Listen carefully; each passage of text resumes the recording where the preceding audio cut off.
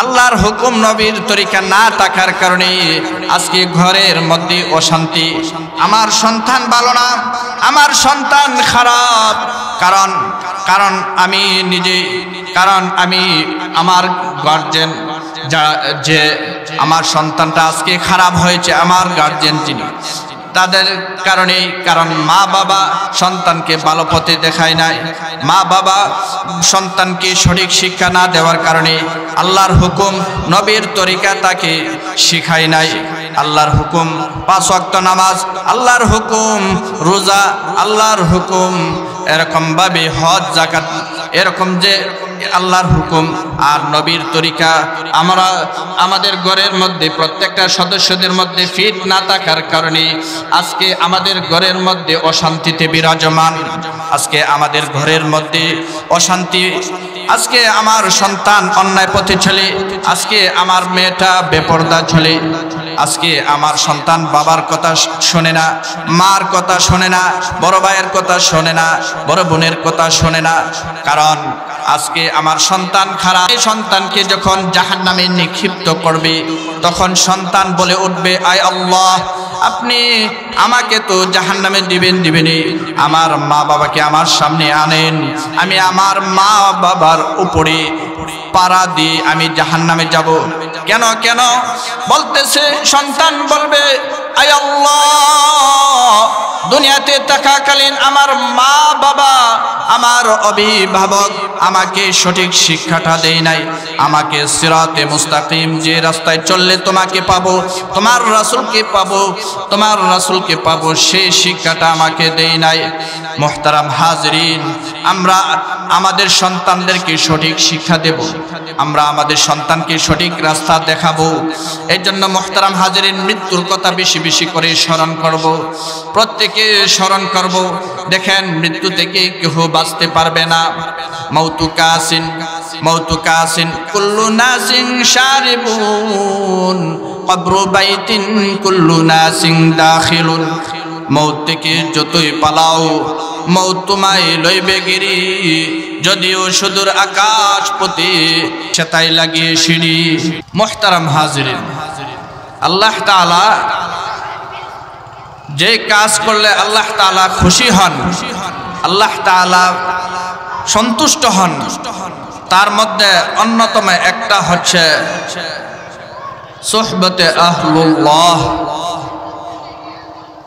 আল্লাহ তাআলা সাথে যাদের সম্পর্ক, যারা আল্লাহ তাআলার সাথে সম্পর্ক রেখেছে তাদের সাথে সম্পর্ক রাখা, অর্থাৎ যারা নেককার বান্দা তাদের সাথে মুহাব্বত করা, তাদেরকে মুহাব্বত করা, তাদের সাথে উঠা বসা চলাফেরা করা,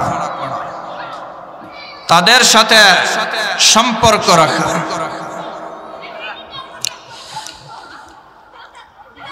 মুহতারাম হাজরিন, তাদের সাথে আমাদের সম্পর্ক রাখলে আমাদের ফায়দা কি?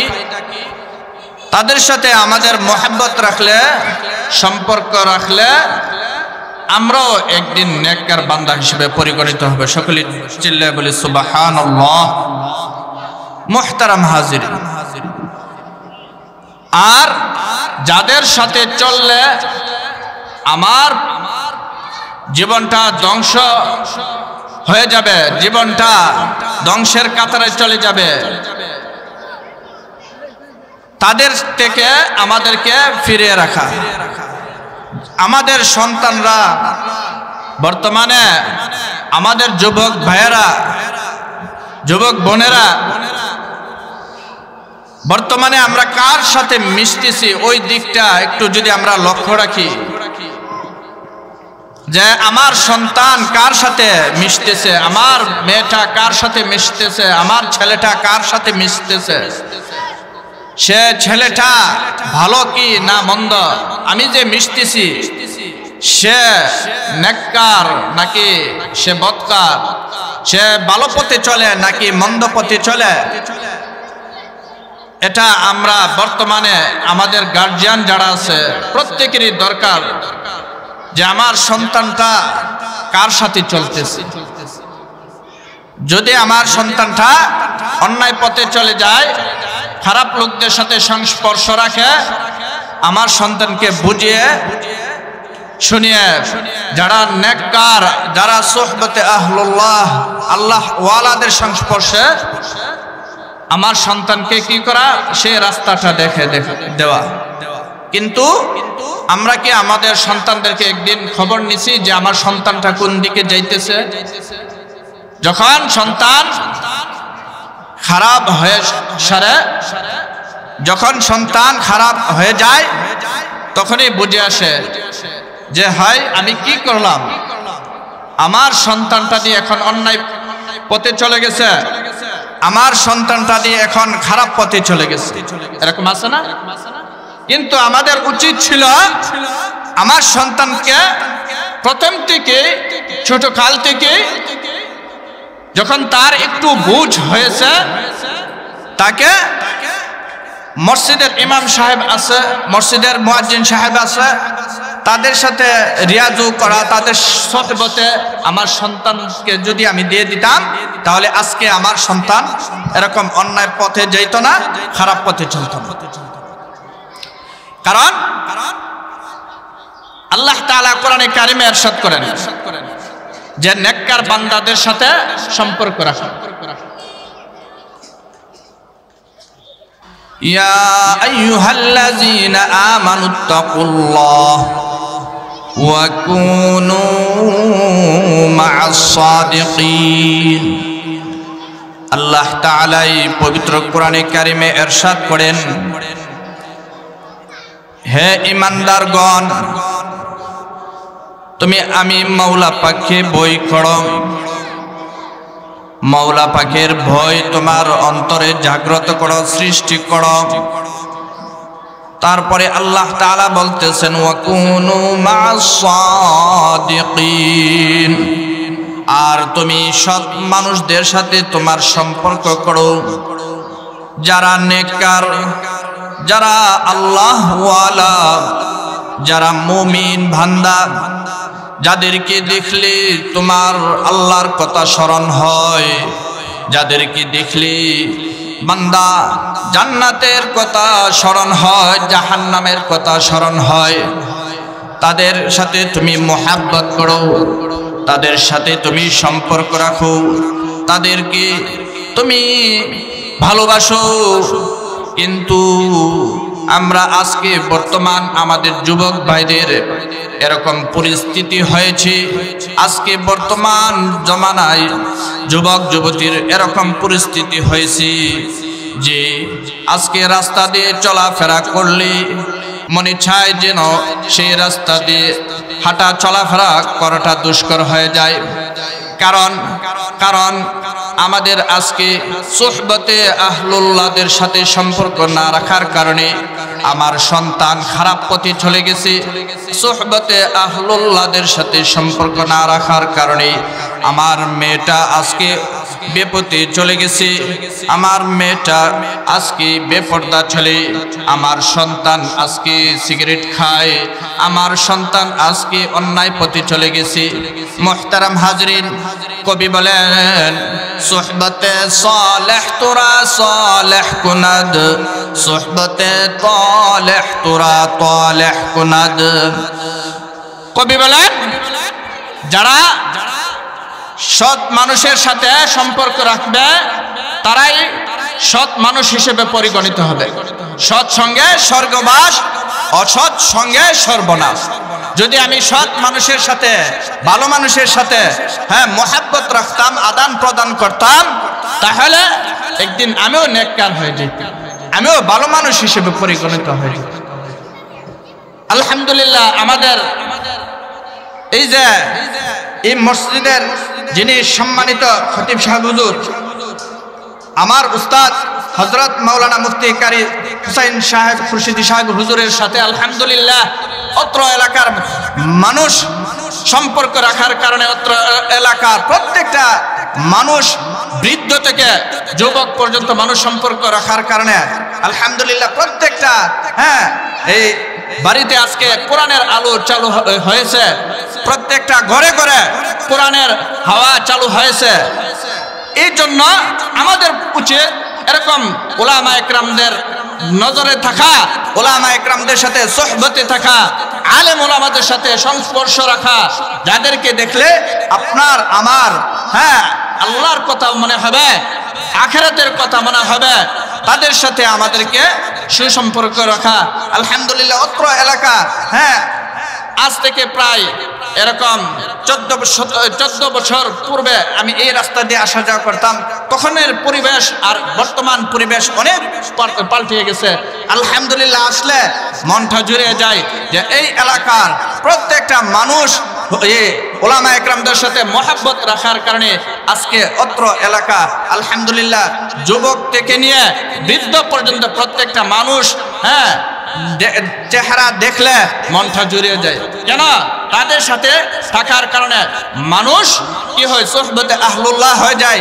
তাদের সাথে মানুষ সম্পর্ক রাখার কারণে আজকে মানুষ নেককার হিসেবে পরিগণিত হয়ে গেছে।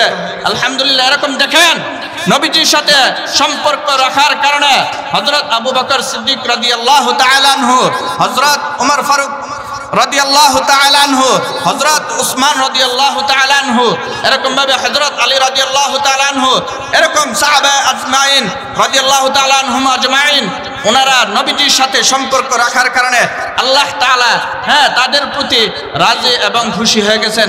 কোরআনে কারীমের মধ্যে আল্লাহ তাআলা তাদেরকে সার্টিফিকেট স্বরূপ রাদিয়াল্লাহু আনহুম ওয়া রাদু আন, তাদের প্রতি আল্লাহ তাআলা যে সন্তুষ্টি, এই সার্টিফিকেট আল্লাহ তাআলা কোরআনে কারীমে দিয়েছেন।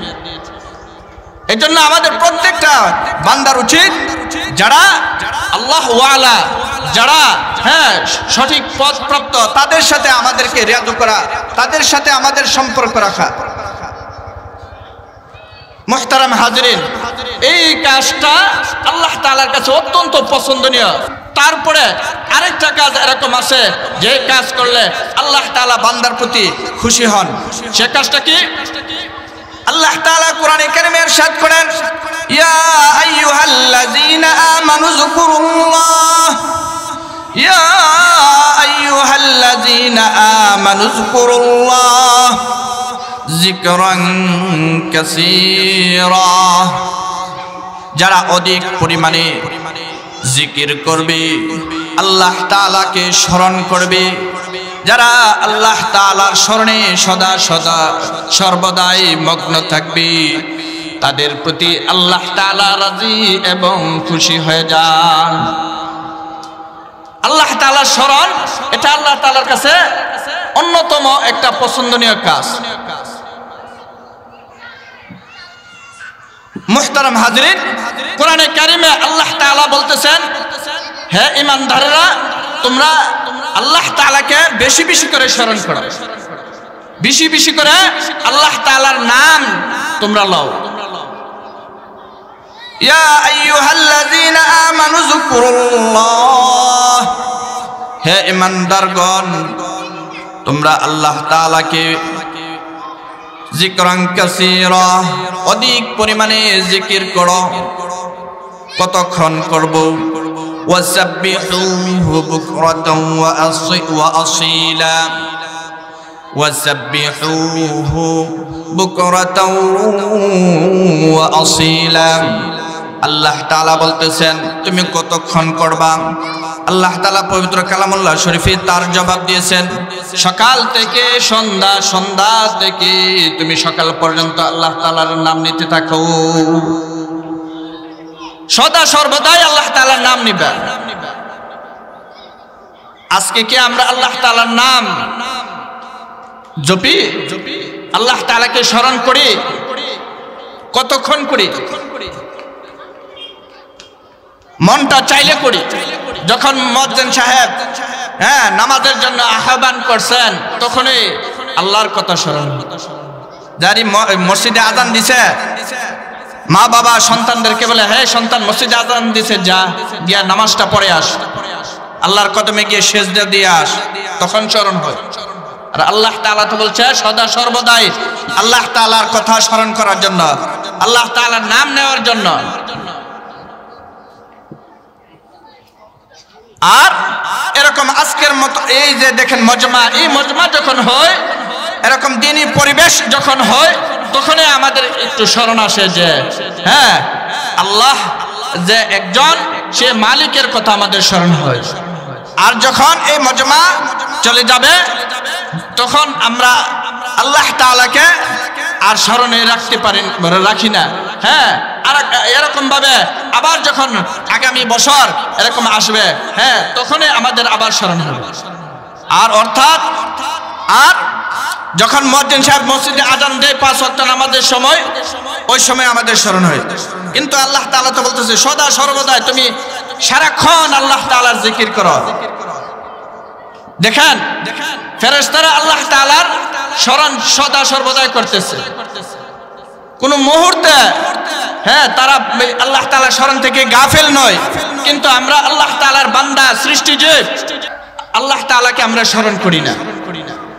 কিন্তু আমাদের তো উচিত সদা সর্বদাই আল্লাহ তাআলার কথা স্মরণ করা, আল্লাহ তাআলার নাম নেওয়া। মুফাসসিরিনে কেরাম দেখেন বলতেছে, মুফাসসিরিনে কেরাম বলতেছেন যে ফেরেশতারা সদা সর্বদাই হ্যাঁ আল্লাহ তাআলার নাম লয়। আর বান্দা এই দুনিয়াতে সাংসারিক কাজ করে, এই দুনিয়াতে তারা মানুষের বাড়িতে কাজ করে এনে সংসারে পরিবারের মুখে হাসি ফুটায়, সন্তানদের দেখাশোনা করে, মা বাবার দেখাশোনা করে, এরকম চিন্তা ফিকিরে সারাক্ষণ থাকে।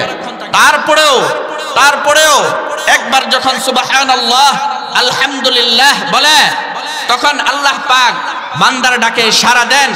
আর ফেরেশতাদেরকে উদ্দেশ্য করে বলেন, হে ফেরেশতারা, দেখো তোমরা সারাক্ষণ আমি আল্লাহ তাআলার স্মরণে মগ্ন থাকো, তোমাদের কোনো কাজ নাই, তোমাদের কোনো সংসারের চিন্তা নাই, তোমাদের কোনো পেরেশানি নাই, তোমরা আমি আল্লাহ তাআলাকে সদা সর্বদা স্মরণ করতেছ। আর আমার এই বান্দাটা একবার সুবহানাল্লাহ বলছে, হ্যাঁ এখন তোমরা বলো আমি তাকে কি পুরস্কার দিতে পারি। তখন হ্যাঁ ফেরেশতারা বলে, হে আল্লাহ আপনি তাদেরকে মাফের ঘোষণা দিন। আল্লাহ তাআলা তৎক্ষণাৎ ফেরেশতাদেরকে সাক্ষী রেখে বলে, সে দুনিয়ার যত ঝামেলা হোক তারপরেও আমি আল্লাহ তাআলাকে স্মরণ করার কারণে আমি আল্লাহ তাআলা তাকে মাফ করে দিলাম। সকলে বলি সুবহানাল্লাহ। দেখেন সারাক্ষণ আমরা সাংসারিক কাজে থাকি, পেরেশানিতে থাকি, তারপরেও আল্লাহ তাআলার নাম একবার মাত্র নিয়েছি, আল্লাহ তাআলা এত খুশি হয়েছে, খুশি হয়ে আমাদেরকে মাফ করে দিয়েছে। যদি আমরা হ্যাঁ এরকম ভাবে সদা সর্বদাই যদি আল্লাহ তাআলার স্মরণে থাকতাম, তাহলে আল্লাহ তাআলা বলুন আমাদের জন্য হ্যাঁ তারপরেও আমাদের জন্য কিরকম ব্যবস্থা রাখতো। এই জন্য আসুন মুহতারাম হাজিরিন, আমরা বেশি বেশি করে আল্লাহ তাআলা সর্বদাই আল্লাহ তাআলার স্মরণে মগ্ন থাকি, আল্লাহ তাআলাকে আমরা যেন ভুলে না যাই।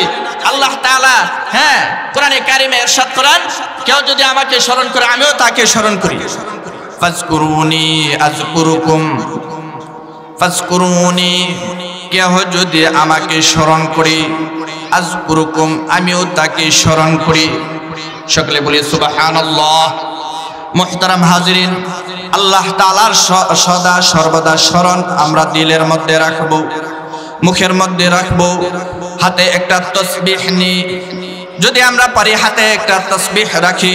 এরকম কিছু কিছু কাজ আছে আল্লাহ তাআলার কাছে পছন্দনীয়। তার মধ্যে আরেকটি হচ্ছে মৃত্যুর কথা স্মরণ করা, মৃত্যুর কথা বেশি বেশি করে স্মরণ করা।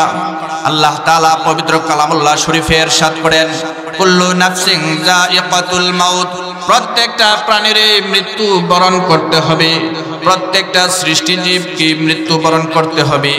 রূহ বিশিষ্ট যতটা প্রাণী আছে সকল প্রাণীর মৃত্যু বরণ করতে হবে, হোক সে মানুষ, হোক সে পশু পাখি। প্রত্যেকটা পশু পাখিরও মৃত্যু আছে, প্রত্যেকটা সৃষ্টিজীবের মৃত্যু আছে। মৃত্যু থেকে কেহ পলায়ন করতে পারবে না, মৃত্যু থেকে কেহ বাঁচতে পারবে না। মৃত্যু অনিবার্য, সে হোক মুসলমান, সে হোক হিন্দু, সে হোক খ্রিস্টান, সে হোক বৌদ্ধ, এরকম ভাবে সে যে ধর্মেরই হোক না কেন মৃত্যুটা প্রত্যেকের নিকট আসবে। আর সেই মৃত্যু প্রত্যেকে বিশ্বাস করে, হোক বৌদ্ধ, হোক খ্রিস্টান, হোক ইহুদি নাসারা, হোক মুসলমান, প্রত্যেকে মৃত্যুতে বিশ্বাসী। আর আল্লাহ তাআলা পবিত্র কালামুল্লাহ শরীফে ইরশাদ করেছেন যে প্রত্যেকটা প্রাণীর মৃত্যুবরণ করতে হবে, মৃত্যু থেকে বাঁচতে পারবে না। আইনামা তাকুনু ইউদরিকুমুল মাউত ওয়ালাউ কুনতুম ফি বুরুজিম মুশাইয়াদা। আল্লাহ তাআলা পবিত্র কালামুল্লাহ শরীফে ইরশাদ করেন মৃত্যু থেকে বাঁচতে পারবে না। যদিও সুদূর আকাশপথে তুমি পালিয়ে যাও, তারপরেও তুমি মৃত্যু থেকে বাঁচতে পারবে না। তোমার যেখানে মৃত্যু সেখানে তোমাকে পৌঁছাবে এবং সেখানে তোমার মৃত্যু ঘটবে। মৌত থেকে যতই পালাও মৌত তোমায় লইবে গিরি, যদিও সুদূর আকাশপথে পালাও সেটাই লাগিয়ে সিঁড়ি।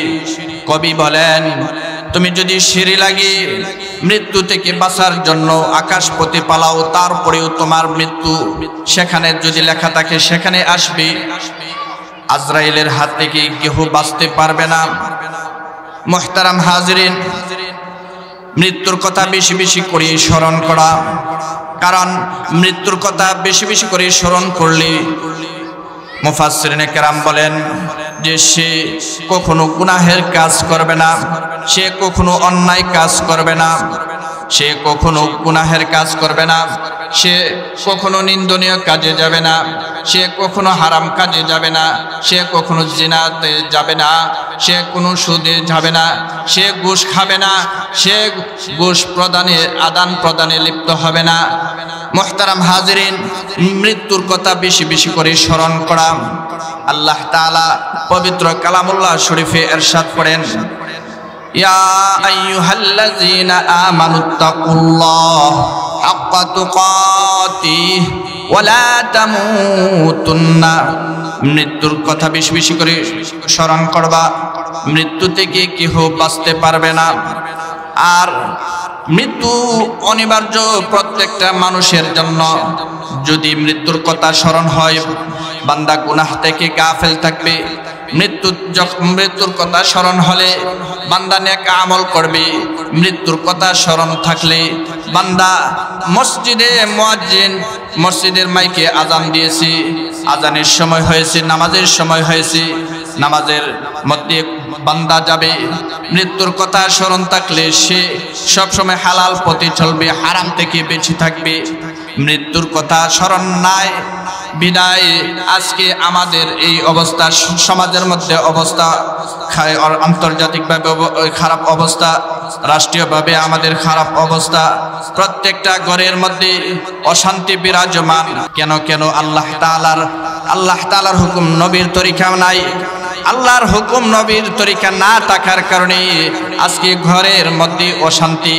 আমার সন্তান ভালো না, আমার সন্তান খারাপ, কারণ আমি নিজে, আমি আমার গার্জেন যে আমার সন্তানটা আজকে খারাপ হয়েছে, আমার গার্জেন যিনি, তাদের কারণেই। কারণ মা বাবা সন্তানকে ভালো পথে দেখায় নাই, মা বাবা সন্তানকে সঠিক শিক্ষা না দেওয়ার কারণে আল্লাহর হুকুম নবীর তরিকা তাকে শিখায় নাই। আল্লাহর হুকুম 5 ওয়াক্ত নামাজ, আল্লাহর হুকুম রোজা, আল্লাহর হুকুম এরকম ভাবে হজ যাকাত, এরকম যে আল্লাহর হুকুম আর নবীর তরিকা আমরা আমাদের ঘরের মধ্যে প্রত্যেকটা সদস্যদের মধ্যে ফিট না থাকার কারণে আজকে আমাদের ঘরের মধ্যে অশান্তিতে বিরাজমান। আজকে আমাদের ঘরের মধ্যে অশান্তি। আজকে আমার সন্তান অন্যায় পথে চলে, আজকে আমার মেয়েটা বেপরদা চলে, আজকে আমার সন্তান বাবার কথা শোনে না, মার কথা শোনে না, বড় ভাইয়ের কথা শোনে না, বড় বোনের কথা শোনে না। কারণ আজকে আমার সন্তান খারাপ। এই সন্তানকে যখন জাহান্নামে নিক্ষিপ্ত করবে তখন সন্তান বলে উঠবে, আয় আল্লাহ, আপনি আমাকে তো জাহান্নামে দিবেনই, আমার মা বাবাকে আমার সামনে আনেন, আমি আমার মা বাবার উপরে পাড়া দিয়ে আমি জাহান্নামে যাব। কেন বলতেছে? সন্তান বলবে, আয় আল্লাহ, দুনিয়াতে থাকাকালীন আমার মা বাবা, আমার অভিভাবক আমাকে সঠিক শিক্ষাটা দেই নাই, আমাকে সিরাতে মুস্তাকিম যে রাস্তায় চললে তোমাকে পাবো, তোমার রাসূলকে পাবো, তোমার রাসূলকে পাবো, সেই শিক্ষাটা আমাকে দেই নাই। মুহতারাম হাজরিন, আমরা আমাদের সন্তানদেরকে সঠিক শিক্ষা দেব, আমরা আমাদের সন্তানকে সঠিক রাস্তা দেখাবো। এই জন্য মুহতারাম হাজরিন, মৃত্যুর কথা বেশি বেশি করে স্মরণ করব, প্রত্যেকে স্মরণ করব। দেখেন, মৃত্যু থেকে কেউ বাঁচতে পারবে না। মৌতু কাসিন, মৌতু কাসিন কুল্লু নাসিন শারিবুন, কবরু বাইতিন কুল্লু নাসিন দাখিলুন। মৌত থেকে যতই পালাও, মৌত তোমায় লইবে গিরি, যদিও সুদূর আকাশ পথে সেতাই লাগিয়ে সিঁড়ি। তুমি যদি মৃত্যু থেকে বাঁচতে চাও, মৃত্যু থেকে বাঁচতে পারবে না, মৃত্যু তোমার অনিবার্য। দেখুন মুহতারাম হাজরিন, ইমাম মালিক রহমাতুল্লাহি আলাইহি, উনি একজন বিখ্যাত আলেম ছিলেন, উনি একজন বিখ্যাত দ্বীনের দাঈ ছিলেন। ইমাম মালিক রহমাতুল্লাহি আলাইহি 40 বছর যাবত উনি মক্কাতে অবস্থান করেন। 40 বছর তিনি মক্কাতেই ছিলেন। ইমাম মালিক রহমাতুল্লাহি আলাইহি 40 বছর পর নবীজির যেখানে শুয়ে আছেন মদিনাতুল মুনাওয়ারায় তিনি আসলেন। মদিনায় মুনাওয়ারায় আসার পর ইমাম মালিক রহমাতুল্লাহি আলাইহি উনি চিন্তায় পড়ে গেলেন, যে উনি সিদ্ধান্ত নিলেন যে নবীর রওজা পাকে উনি সদা সর্বদাই থাকবেন, মৃত্যু পর্যন্ত উনি মদিনাতুল মুনাওয়ারায় এখানে থাকবেন। ওনার মনে এই ধারণা, ওনার মনে এই চিন্তা, ইমাম মালিক রহমাতুল্লাহি আলাইহি এই পরিকল্পনা করলেন। ইমাম মালিক রহমাতুল্লাহি আলাইহি মদিনা থাকাকালীন ওনার আরেকটি ইচ্ছা আকাঙ্ক্ষা জাগলো যে মক্কাতুল মুকাররমায় গিয়ে বাইতুল্লাহর ঘর জিয়ারত করে এসে উনি পবিত্র হজ পালন করবেন। এই আকাঙ্ক্ষাটাও ইমাম মালিক রহমাতুল্লাহি আলাইহির অন্তরে জাগ্রত হলো। ইমাম মালিক রহমাতুল্লাহি আলাইহি উনি হজ করবে এটাও ইচ্ছা জাগলো। আবার ইমাম মালিক রহমাতুল্লাহি আলাইহি ওনার মনের মধ্যে এই ধারণা যে উনি নবীজির রওজা পাকে মৃত্যু পর্যন্ত এখানে থাকতে চান, মৃত্যু হওয়ার পর নবীজির রওজা পাকের কাছাকাছি ওনার অবস্থান হবে, ওনার কবর হবে, নবীজির কাছাকাছি থেকে উনি হাসরের কঠিন ময়দানে আল্লাহ তাআলার সামনে দাঁড়াবে। ওনার ভিতরে এই আকাঙ্ক্ষা, এই ইচ্ছা, কিন্তু ওনার আবার ইচ্ছা জাগছে হজ করার জন্য। মানুষ হজের সময় হজ করতে যাইতেছে, ওনার মনের মধ্যে যে মানুষে যাইতেছে আমিও হজ করব, কিন্তু আমি যদি মক্কাতুল মুকাররমায় গিয়ে হজ করে আসি, আমি যদি সেখানে চলে যাই, সেখানে যাওয়ার পর যদি আমার মৃত্যু এসে যায়, আমার মৃত্যু যদি মক্কাতুল মুকাররমায় হয়ে যায়, তাহলে তো আমি রওজা পাকের নবীজির কাছাকাছি থেকে হাসরের কঠিন ময়দানে তো উঠতে পারবো না। ওনার ভিতরের মধ্যে এই চিন্তা, উনি চিন্তা ফিকির করতেছে কি করবে না করবে। মুহতারাম হাজরিন, উনি চিন্তায় পেরেশান কি করবে। মুহতারাম হাজরিন, একদিন রাতের বেলায় ইমাম মালিক রহমাতুল্লাহি আলাইহি 2 রাকাত নফল নামাজ পড়ে উনি নামাজের স্থানে ঘুমিয়ে গেলেন, নামাজের জায়গায় ঘুমিয়ে গেলেন। আল্লাহর রাসূল সাল্লাল্লাহু আলাইহি ওয়াসাল্লাম স্বপ্নের মধ্যে আয়েশা দেখা দিলেন। সকলে বলি সুবহানাল্লাহ। নবীজি সাল্লাল্লাহু আলাইহি ওয়াসাল্লাম স্বপ্নে আয়েশা ইমাম মালিককে দেখা দিলেন। দেখা দিয়ে উনি 5টা আঙ্গুল এরকম ভাবে ইমাম মালিক রহমাতুল্লাহি আলাইহিকে দেখালেন। ইমাম মালিক রহমাতুল্লাহি আলাইহি সাথে সাথে জাগ্রত হয়ে গেলেন। উনি চিন্তায় পড়ে গেলেন, হায়রে নবীজি আমাকে কি দেখাইলো, হাতের ইশারা দিয়ে আমাকে কি দেখাইলো। উনি যে 5টা আঙ্গুল এই যে আমাকে দেখাইলো, কি উদ্দেশ্য এটা। ইমাম মালিক রহমাতুল্লাহি আলাইহির মনের মধ্যে এরকম কৌতূহল জাগ্রত সৃষ্টি হলো, ওনার দিলের মধ্যে এরকম কৌতূহল সৃষ্টি হলো। ইমাম মালিক রহমাতুল্লাহি আলাইহি উনি আরেকটা পেরেশানিতে পড়ে গেছেন। এখন কি করবে? ইমাম মালিক রহমাতুল্লাহি আলাইহি একজন খাদেম ছিল, ওই খাদেমকে পাঠালেন যে এরকম একটা জায়গায় পাঠালেন যে একজন আল্লাহওয়ালা ব্যক্তি, ওনার নাম হচ্ছে স্বপ্ন সম্রাট ইবনে সিরিন। আল্লামা ইবনে সিরিনের কাছে পাঠানোর মনস্থ করলেন। আর ওনার খাদেমকে বলতেছেন, হে আমার খাদেম, আমি স্বপ্নে যে দেখলাম আল্লাহর রাসূল আমাকে যে 5টা আঙ্গুল দেখাইছে, এটার ব্যাখ্যা কি? রাসূলুল্লাহ সাল্লাল্লাহু আলাইহি ওয়াসাল্লাম যে আয়েশা আমাকে দেখাইছে, এটা কি হতে পারে? তুমি গিয়ে আল্লামা ইবনে সিরিনের কাছ থেকে জেনে আসো। ইমাম মালিক রাহমাতুল্লাহি আলাইহির খাদেম গেলেন। যাওয়ার পর ইমাম মালিক রাহমাতুল্লাহি আলাইহির কথাগুলো বললেন। আল্লামা ইবনে সিরিন বলতেছেন যে যিনি স্বপ্ন দেখেছেন আমার জানা মতে উনি ইমাম মালিক রাহমাতুল্লাহি আলাইহি, তিনি ব্যতীত এরকম স্বপ্ন আর কেউ দেখতে পারে না। ইমাম মালিক রাহমাতুল্লাহি আলাইহির খাদেম বলতেছে যে হে ইবনে সিরিন, আমার মালিক আমাকে নাম বলতে নিষেধ করেছেন, যে নাম বলা যাবে না। আল্লামা ইবনে সিরিন রাহমাতুল্লাহি আলাইহি বলতেছেন যে নাম বলতে হবে, নইলে আমি স্বপ্নের তাবির করব না, স্বপ্নের ব্যাখ্যা দিব না। তাহলে স্বপ্নের ব্যাখ্যা দেব। ইমাম মালিক রাহমাতুল্লাহি আলাইহির খাদেম বলতেছে যে হে ইবনে সিরিন, যদি নাম বলে আপনি স্বপ্নের তাবির করবেন, তাহলে আমি হুকুম দিলে আমি গিয়ে ওনার নাম বলার অনুমতি নিয়ে আসতে পারি। ইবনে সিরিন বলেন যাও। উনি গেলেন, গিয়ে ইবনে সিরিনের কথাগুলো বললেন। ইমাম মালিক রাহমাতুল্লাহি আলাইহি বললেন যে যাও, তুমি কি আমার নাম বলো। খাদেম গিয়ে ইবনে সিরিনকে আবার বললেন যে ওনার নাম বর্তমান জমানার ইমাম মালিক রাহমাতুল্লাহি আলাইহি। ইবনে সিরিন বলতেছে যে নবীজি যে স্বপ্নের মধ্যে আয়েশা 5টা আঙ্গুল দেখাইতেছে, যে এই 5টা আঙ্গুল দেখানোর দ্বারা উদ্দেশ্য হচ্ছে 5টা জ্ঞান একমাত্র আল্লাহ ছাড়া আর কেউ জানে না। অর্থাৎ মৃত্যুর খবর একমাত্র আল্লাহ তাআলাই জানেন, এছাড়া দুনিয়ার আর কেউ জানে না। মুহতারাম হাজরিন, আপনি আমি সকলে মৃত্যুর খবর আমরা কেউ জানি না। এই জন্য মুহতারাম হাজরিন, মৃত্যুর কথা আমরা বেশি বেশি করে স্মরণ করব। আল্লাহ তাআলা আমাদেরকে ভালোবাসবেন, আল্লাহ তাআলা আমাদেরকে মহব্বত করবেন।